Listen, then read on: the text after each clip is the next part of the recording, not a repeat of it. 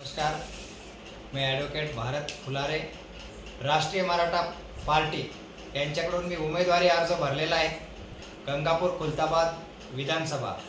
आज जर आपण बघितलं की हे जे सत्ताधारी आपण जे म्हणतोय प्रस्थापितांचं जे राज्य आलेलं आहे त्यांनी बिलकुल एकदम धुमाकूळ घातलेला आहे. या ठिकाणी आज 15-15 वर्ष एक आमदार राहतो आणि तो एका तालुक्याचा विकास करू शकत नाही.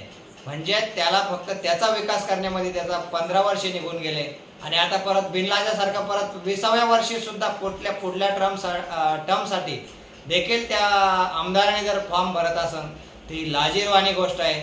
आणि दुसरा जो आमदार आहे त्या दुसऱ्या आमदाराने देखील तेच केलेलं आहे. तो सध्या आता आमदार आहे आणि आता आमदार येऊन आम्ही आमदार झालो, आम्ही असं करू, असं तर आम्ही असं करू, आम्ही हा विकास करू. अरे तुम्ही 15-15 वर्षात 17 वर्षात तुम्ही केलं काय? अशी पद्धत असेल तर लोकांनी तुमच्यावर विश्वास ठेवायचा कसा? आणि